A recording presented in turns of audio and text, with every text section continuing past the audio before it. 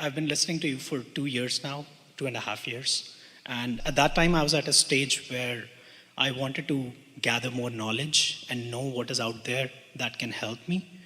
And I've been gathering knowledge and, listening to a lot of people, including Abraham. And that was my desire at that time. And I got that desire fulfilled. I was really satisfied. And by using that knowledge, I have been able to have a lot of manifestations which have been so satisfying to me during the last 2 years. And now I'm at a stage where I have a great life, a rich, abundant, joyous life that I wanted to have. So I'm at that stage right now. And I get into Vortex a lot more often now than before. I can say almost 20% of the time I am able to be in the Vortex at that high-flying disc, and I love it. I just love momentum. And during those times, when I'm in the Vortex, either during that time or when I just come out of it, I receive these great ideas. I receive these ideas which I feel can make a big difference in the world, can also make a big difference in my own life. Yes. And I want to execute on those ideas. Yes, but don't jump too far ahead because you get dissatisfied, because we can feel that building even as you're speaking that. So you get the impulse, you receive the thought, you translate the thought, you receive the thought of what you want, and the why is embedded within that. So what and why, intoxicating and satisfying. But if you ask too soon, how, where, when, who, then you introduce resistance into it and you don't allow it to naturally progress in the way it will. So that's why we want you to be satisfied to keep receiving and not be too ready to jump into action until you're all the way over there where the action is just so compelling and so obvious. Yes, I agree with that. And I was going to say that I revel in those moments when I get those thoughts and inspiration. Yes. Because it feels so satisfying and it feels great. And I know I'm not ready for the execution right now. But you see, the thing that we really want to emphasize, because you've said it so well, is that it feels great. And we say, then let it be enough for a minute. That would be like sitting in this wonderful place and eating this wonderful food and then saying, ooh, I wish I was over there eating that food too, and over there eating that food too, over there eating that food too. And we say, just eat this and like it. Just eat this and like it. Let this satisfy you. Let this satisfy you. But I want manifestations to happen because I love. We know you do. This is the conversation that we have with Esther. We know that. But this is the new emphasis that we're wanting you to feel, because we're teaching you how to gain control of the molding of your energy and what happens to you that gets it out of control. When you receive that impulse and you jump too quick to words or action, before you're vibrationally ready for it, then it doesn't work out that well, and then you get discouraged. Where if you can stay satisfied and then satisfied and then satisfied and then satisfied. I agree. And I was saying that I know that I'm not ready for the execution part right now, because if I was, it would happen. And I would really feel it and I would just do it. On some subjects you are. You were ready for the execution part of having and coming to conversation with Abraham. You were ready for that. Every now moment is a manifested moment. And what is manifesting in this moment is about your mix of vibrations. Don't you want to know what your mix of vibrations is? So if you want to know, there's two ways to know. One is by what's manifesting. That's post-manifestational awareness. And one is by how you feel. If you can be satisfied with feeling satisfied, if you can feel satisfied with feeling satisfied and not get your cart before your horse, let it unfold, then and only then will you be one who lives happily ever after. And this is an important thing. We're just going to lay it out here so that you can really hear it. You're never ever going to stop having a manifested moment that isn't putting more in the vortex. Every single manifested moment has enough contrast within it. That's your part of the bargain. Is going to have enough contrast in it that it's going to cause an increasing of the vortex. So if you don't pretty soon get used to not having everything in your vortex manifest all at once, and you really wouldn't like it any more than you'd like to eat all your food for the year today, You would not like it all to manifest all at once. So if you can accept that you're constantly adding to your vortex and it's constantly giving you feedback, and you become comfortable and relaxed and satisfied with the rhythm of that, then you can live happily ever after. But if you are dissatisfied with only this puny vibrational awareness of positive emotion, sarcasm doesn't play well, does it? And you need full manifestation that everyone can witness before you're satisfied, then in the absence of this satisfaction, there is an absence of receiving, and your impulses will cease.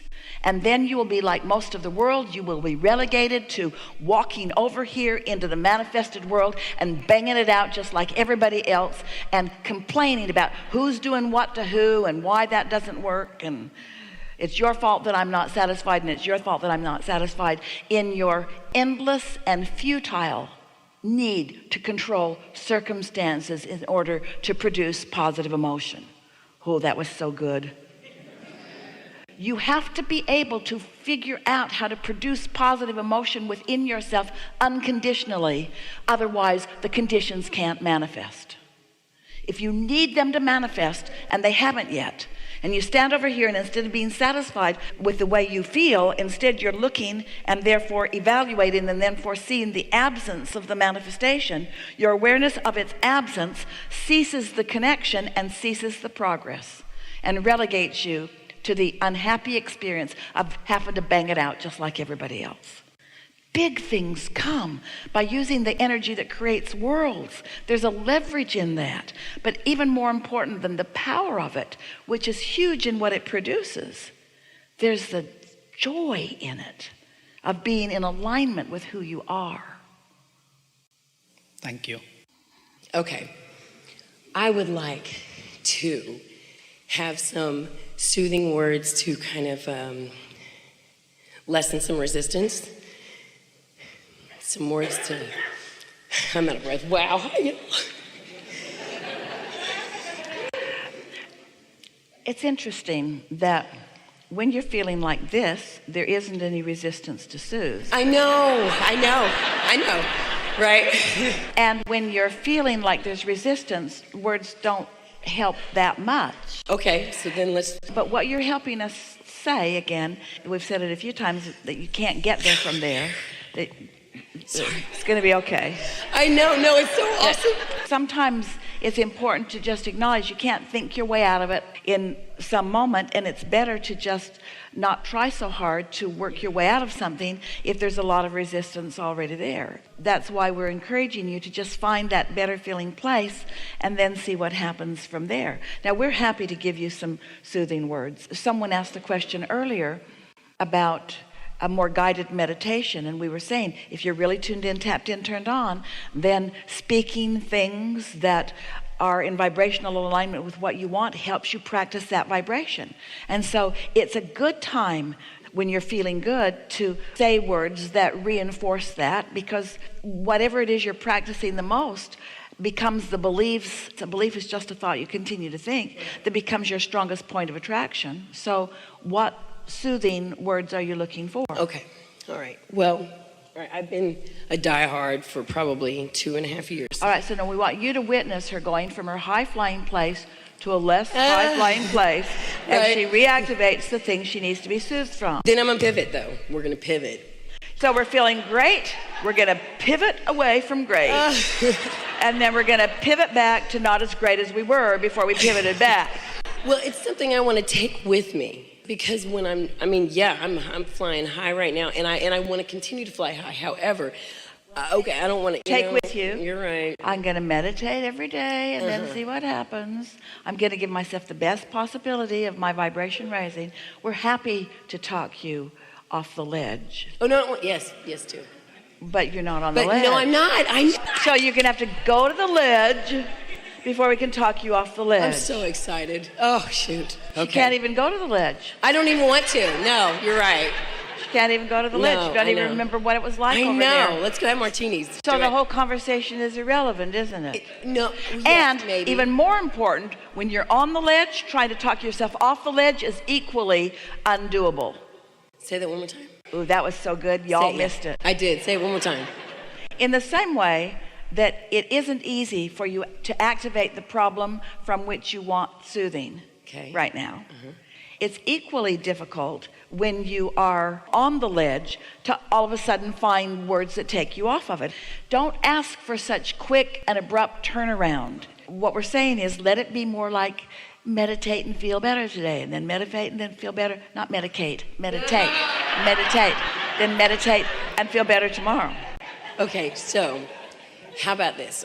When it comes to meditation, I am meditating daily. Not so much daily, but I try to, However, 15 minutes. I know. And sometimes when I lay They're there... just playing with you, we know. Yeah, so, but it's still good, So, anyhow, I do the guided, as well as sometimes I do the one that's just the breathe in and breathe out with the music behind it. And then sometimes, like you said to her, when I'm kind of in a low place maybe, I don't know if guided meditation is going to get me where I'm trying to go. So let's talk about this. Here's the question. When I'm in a low place, what words or action can I take to get to a higher place?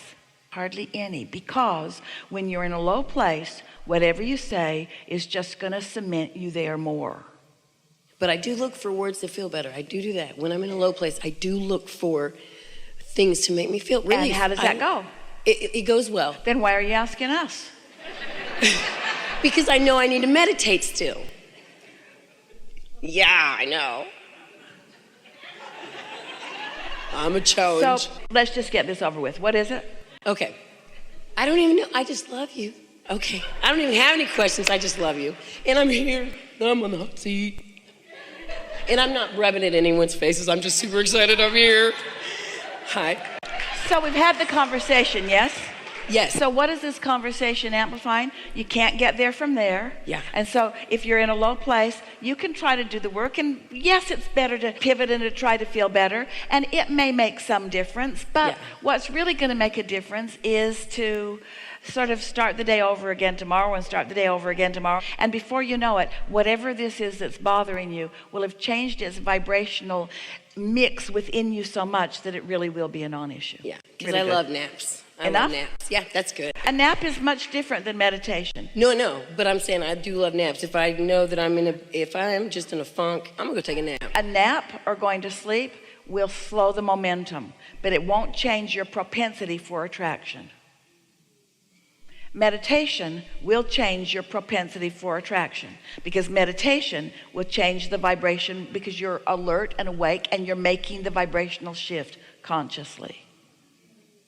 Good to know. I love you. Thank you. Really good. I know I love you. Really good. Thank you so much. Really good.